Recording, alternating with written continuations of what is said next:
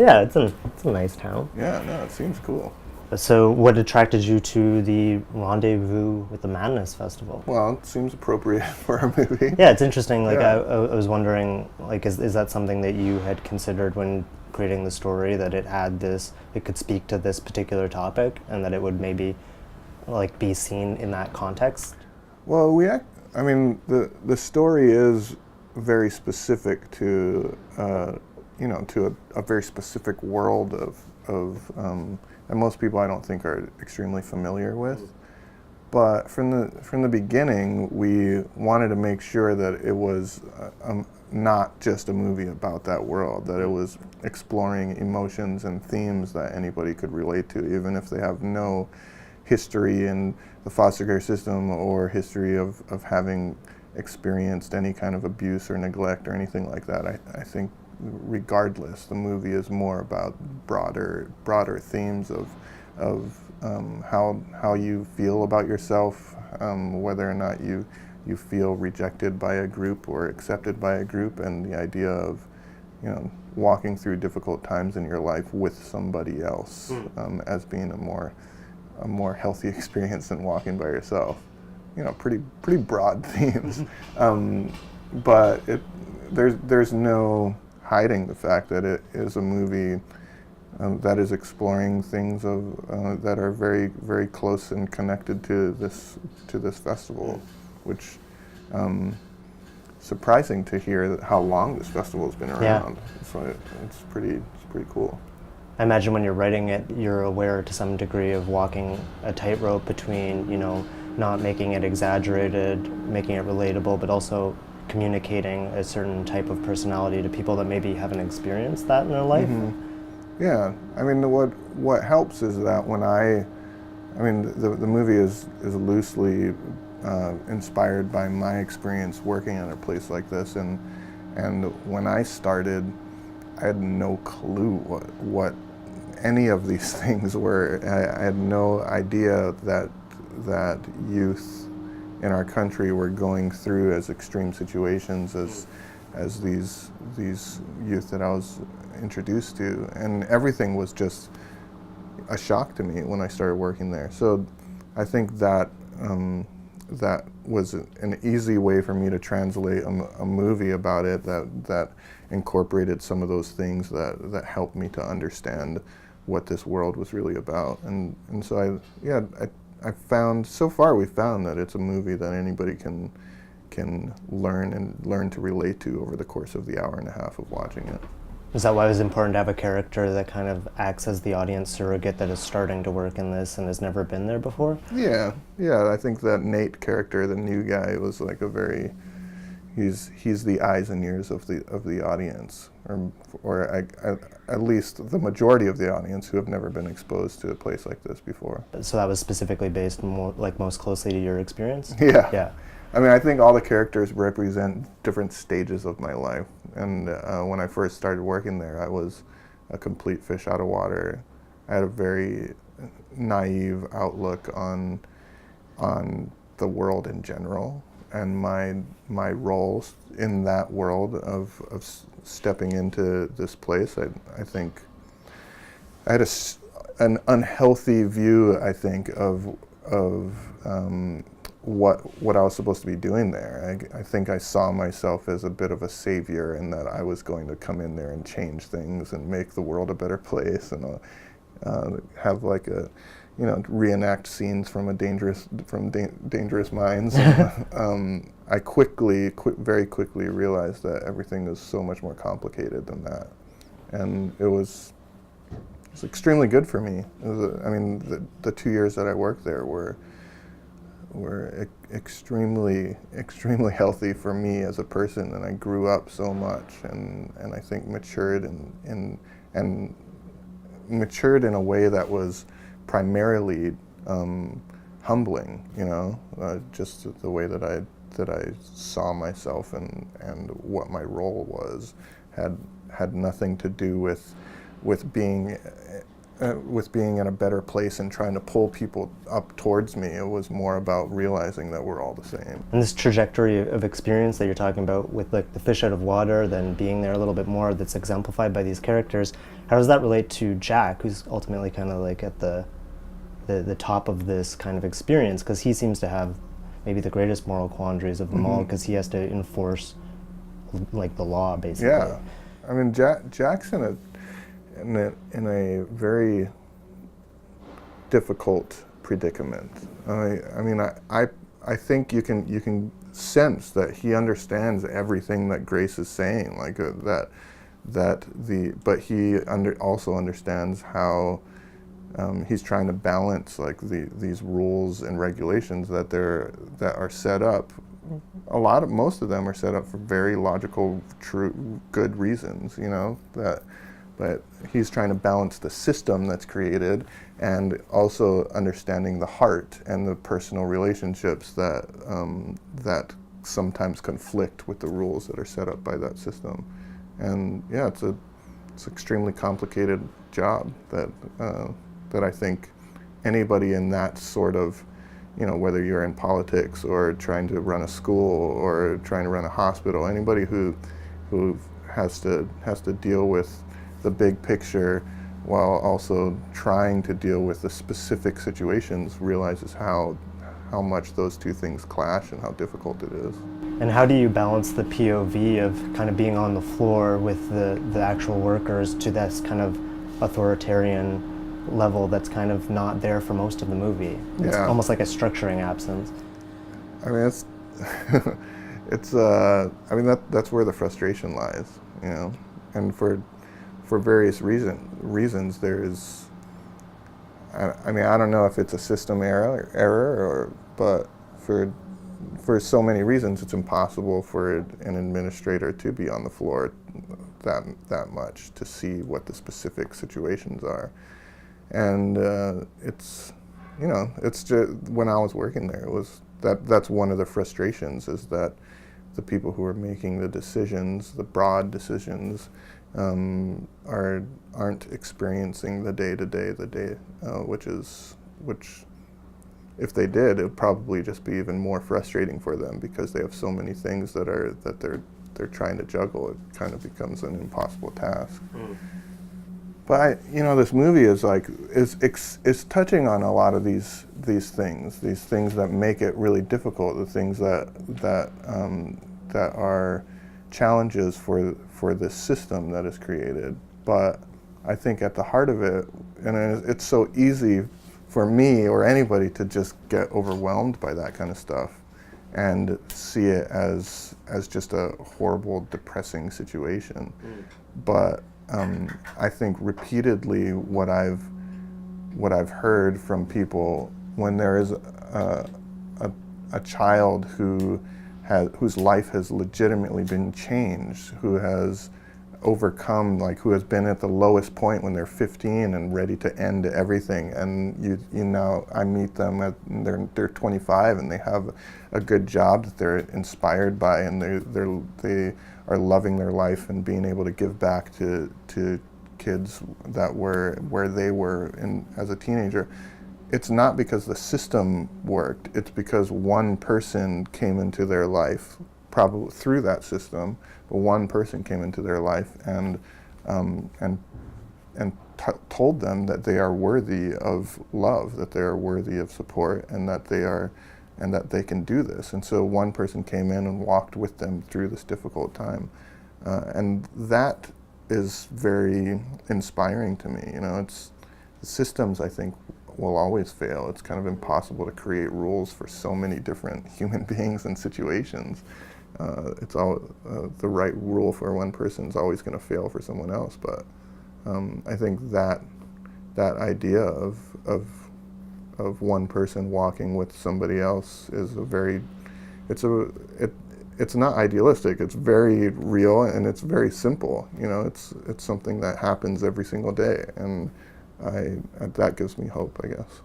What you're talking about there is the kind of tension between accepting or rejecting this hand, be it from like a family member or a community. That's something that kind of also was present in I'm Not a Hipster. Is it fair to say that this is something that interests you, these individuals that because of some aspect of their life find it difficult to necessarily connect to a not necessarily an institution, but even like in I'm Not a Hipster, it's kind of the family, but here it's a community that exists within that institution. Yeah, I've always been interested in communities and how individuals are, how they function within that community, and then how they are when they choose to reject that community. I think personally that's just something that I maybe experience and battle with throughout my life. Is I know at the heart of myself, I am a healthier person when I'm in the context of a healthy community. But I do have that tendency to want to isolate myself, and get into my head and analyze everything that I've gone through and even throw pity parties but I've found that that's never a healthy thing for me, so maybe that's where that exploration comes from. And how do you visually capture something like that? I noticed in your films there's kind of a closeness visually that happens with characters. The camera tends to be really tight, but it seems like scenes often begin or especially end with it going a little long and showing kind of the two people that were in that conversation together, or maybe even apart, like especially like going outside the frame of the whatever room they're in short-term 12. But then you could have like a situation like I'm Not a Hipster in the radio where you're like kind of emphasizing the difference. How do you It's very visually, observant of you. how do you visually articulate this feeling? I mean, in short term, I think it's very clear. That was something that Brett, my DP, and I talked about early on was, well, I mean, we do have a lot of shots outside of showing door frames and showing the structure. I mean, a lot of the story is based on this environment and based on the feeling of being trapped inside this thing together, which you can look at as just a structure, or you can look at as like the various other things that they are trapped in, that life has kind of trapped them together in. And so we did find it important to remind people at the end of scenes that even though this intimate thing is happening, they're still, they're still inside that place. But you can actually see through every wide shot tracking the relationship between Grace and Jaden, you can see them getting closer together when we pop out to those two shots, and till ultimately they're when you see them riding home on a bike together, they're about as close as two human beings can get. And so that was something that we tracked. Thanks for noticing that. That's very nice.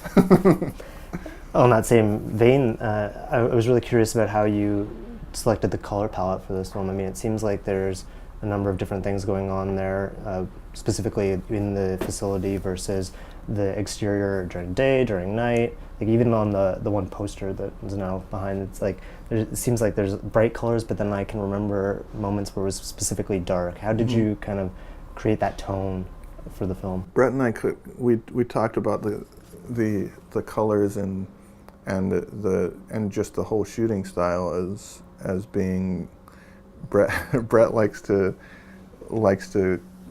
call it doing.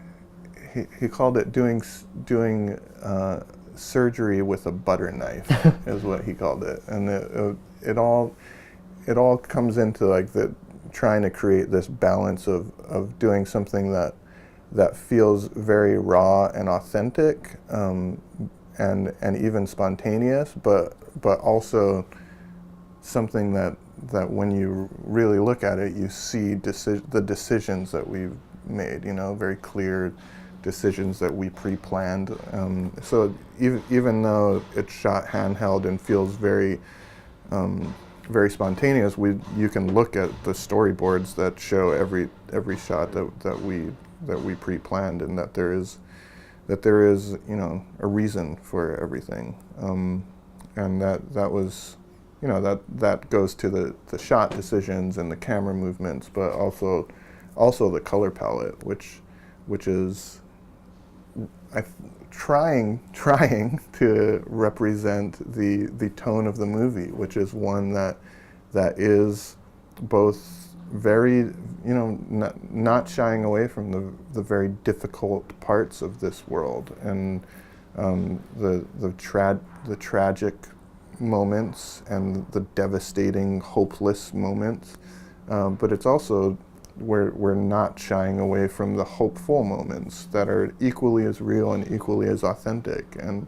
I think showing both of those sides, the sides that make makes your stomach just painful because of how difficult it is, but then the parts that make your stomach equally as painful because you're laughing so hard, both of those moments we were trying to show throughout the movie, and the color palette tries to create that balance, I think, as well.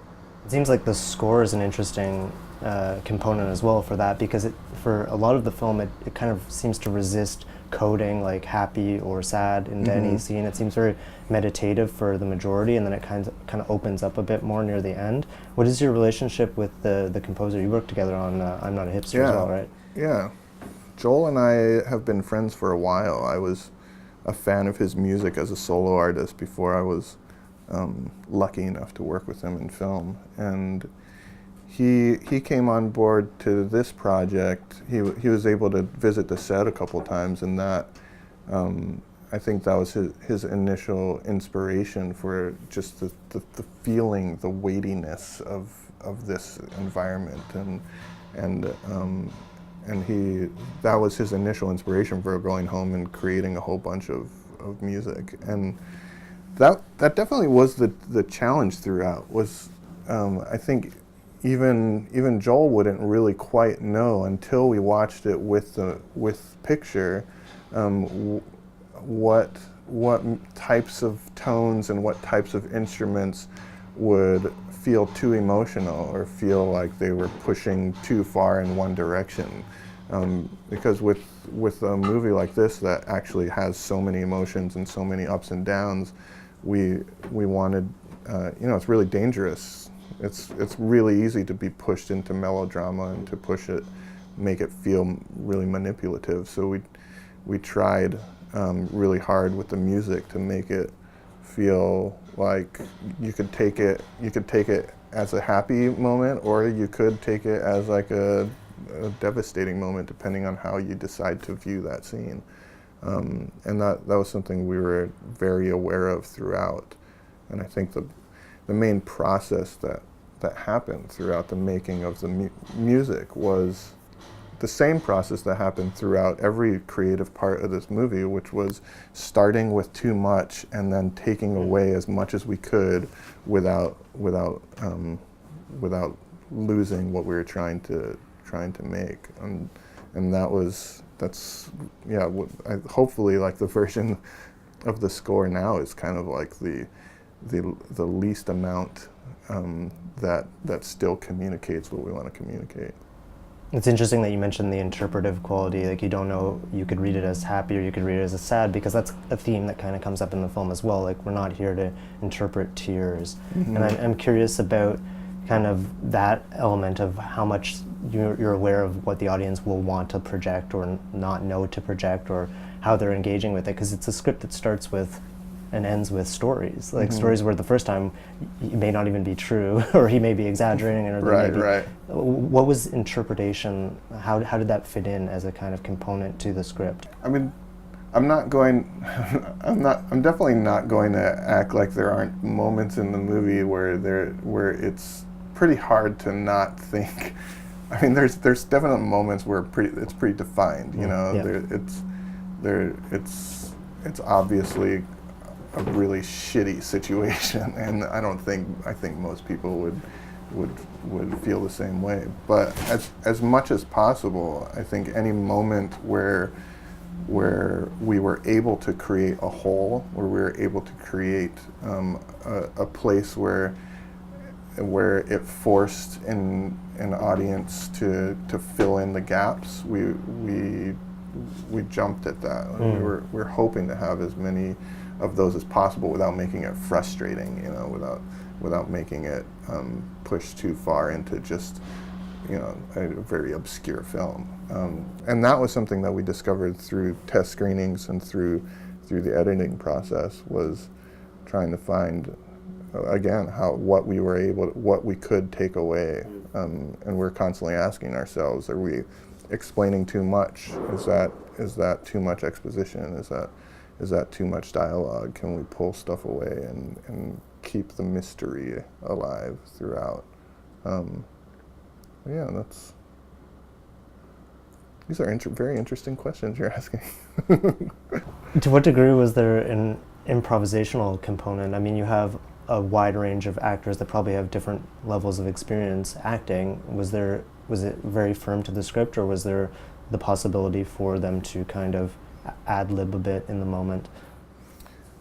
I mean, because it was a 20-day shoot, and because I'm personally not very good at improvising, we, for the most part, we stuck to the script in terms of the beats and the general dialogue that was happening. But I definitely wanted to direct very loosely in terms of what they were saying, because the most important thing for me was creating something that felt in the moment and authentic. And so, sometimes we'd be going over lines for too long and we'd have to improvise for a bit. And then we'd circle back around sometimes and then it'd feel fresh again. But for the most part, we stuck to the script, but kept it as loose as possible so that magic could still bubble up within moments of the scenes. But then there were a couple of scenes where it just wasn't working. The dialogue just was not working, and I would sit down with Bree and John, and we'd just scratch it and then talk through some things. So if I had time, I'd rewrite it if we had a day before we started shooting again, or if it was right then, we'd just talk about it and then try to improvise through it. So there were some moments when we did that. And was it just with Bree and John, or were there any moments with any of the other actors where? I mean, Kevin Hernandez, who plays Luis, I never wrote the word "shart" into my script, but that one just kind of came out at one point. I also never wrote the line "fuck you, Floyd," which John just brilliantly came up with on the fly. So yeah, there were different moments like that happened. Mm-hmm. And the Marcus character in particular, people seem to gravitate towards. Anyone that I've talked to about it. Mm-hmm. How much of that was it an experience that you had, or was it based on anyone, or was that something you worked with on set? The Marcus story, like Marcus's backstory, was hugely inspired by one of the interviews that I conducted with somebody who had worked. I did these interviews with a handful of people who had worked in places like this for much longer than me, and I just asked them to just tell me whatever story came to mind. It wasn't really an interview, it was just, we would just start talking and record it, and whatever stories were stuck inside of their brain, and they just started telling me those stories that they've collected, that they naturally tell their friends over and over, and one of those stories was about a young guy who had gone through Marcus's storyline, and it was a combination of a couple stories that are different characters, but that I combined, and the experience of, there's a scene in the movie where Mason, the caretaker, sits down with Marcus, and Marcus wants to just share some lyrics that he had written. And it starts off as like, here's some lyrics, no big deal. And as the lyrics start coming out, Mason is, he's pretty dumbfounded at how revealing it is to how much Marcus is actually thinking about and processing through the stuff that he had been through as a younger kid. And that experience was something that I had with one of the young men that I was working with. And it was the exact same thing. He asked me if I wanted to hear some lyrics. I sat down next to him, and as he was rapping, I was like, whoa. And I didn't, it wasn't so much of a reveal as to I didn't know what he had gone through because I had read his file, but what it was that I didn't realize how much he was thinking about it. I didn't realize how much he actually was processing through this in his own way, and it came out in those lyrics, and that was a very, memorable moment for me. The phrase "faded picture" is really striking in those lyrics, and it's also something that rhymes with the artistic impulse in a lot of the characters in the film, and it's something that you must have also felt a challenge with making the film, which is how do you take what is largely an interior subject, something that's on the inside, and like communicate it. At what point were you aware that all of these kind of characters and their artistic endeavors are going to speak back to the film itself? I mean, I didn't quite realize until much after the fact that in a lot of ways I was doing what these characters were doing. I was using art and storytelling as a way to organize things that I had, experiences that I had gone through while working there, and make sense of my past by organizing them into something that is some type of art form. And that's what all of the characters are doing. From Mason, who uses storytelling and cooking,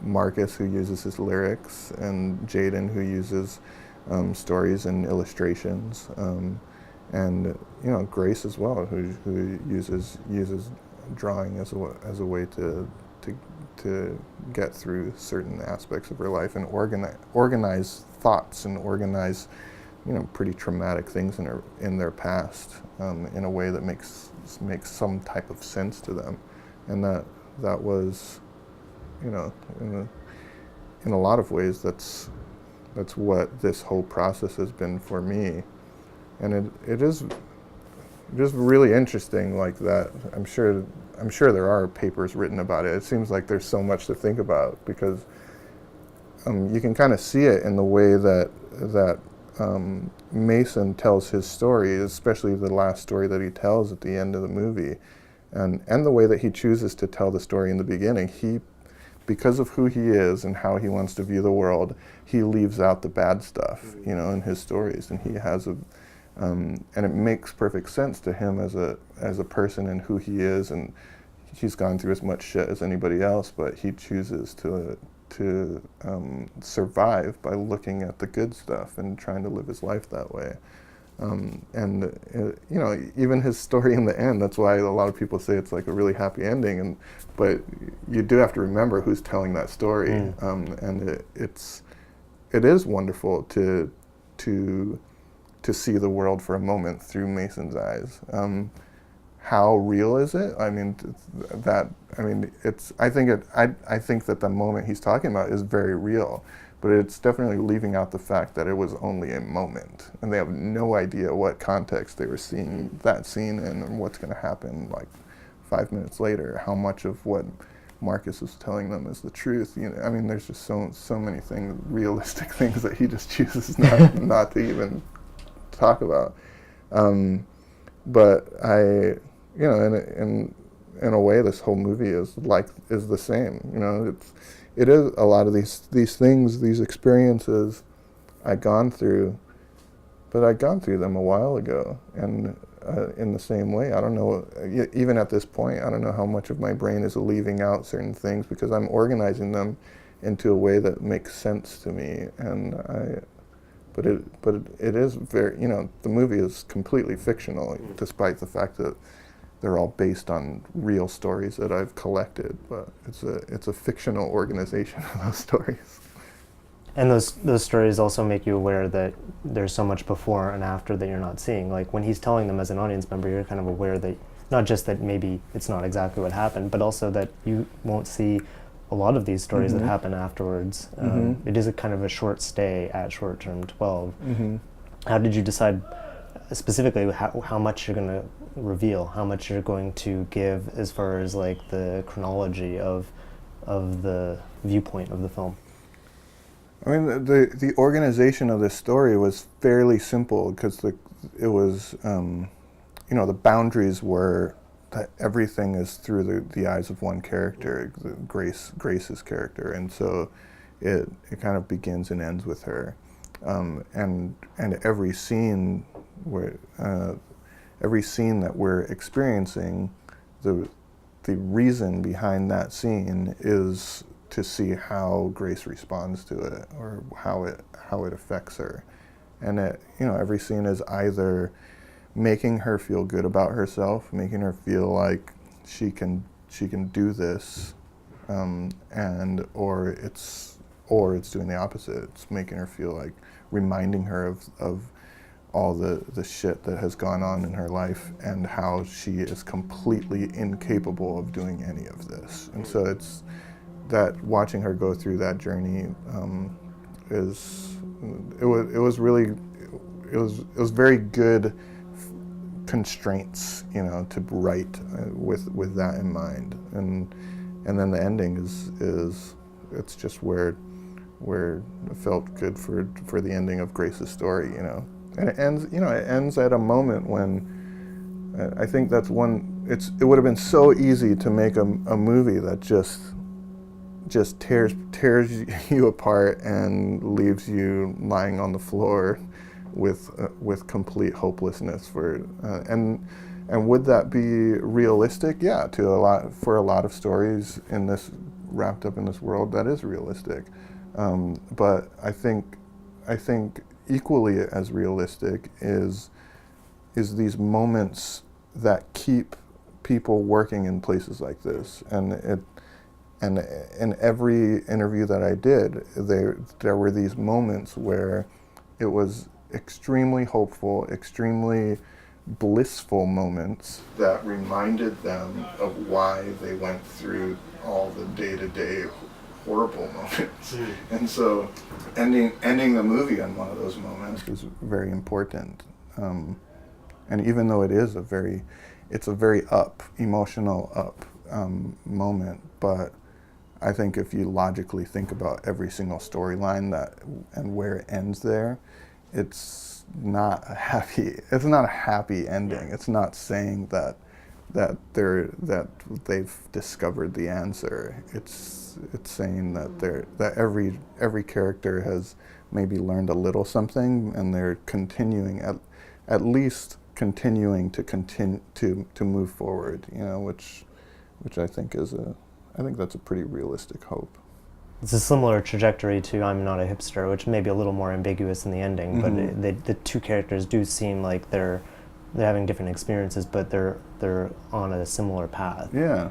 It's an interesting production history, the way that this was a short, and then that earned the money to make the script for I'm Not a Hipster, and then the feature for Short Term 12 came after. What is the relationship that those two stories had in the writing history? Did one kind of grow out of the other? I wrote Short Term 12, and then that script won the Nickel Fellowship, the Academy Nickel Fellowship, which gave me money to write another screenplay. And during my fellowship year, I wrote I Am Not a Hipster, and then made I Am Not a Hipster. And it is really interesting to see the parallels between the two. Like, they both have main characters who are trying to deal with something that they're trying not to deal with something and then their environment forces them to deal with it, and both end at the beginning. They both end at the point when the character has begun to deal with the thing that they have been avoiding. So yeah, they both came out of similar stages in my life, and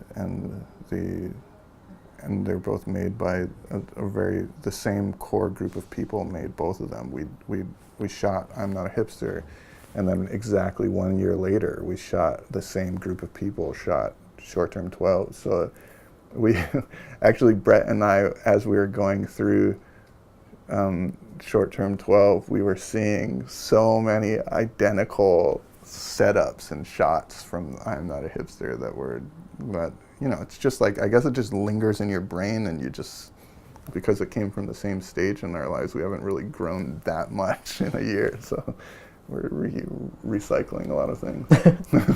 Well, what does that leave next? What is your next project? I'm in the writing process now, with another project I'm really excited about, but it just feels really nice to have my brain consumed by another world and another story after sitting in this one for a while. But yeah, I'm really excited about it. Well, thank you so much. Thank you. That was great.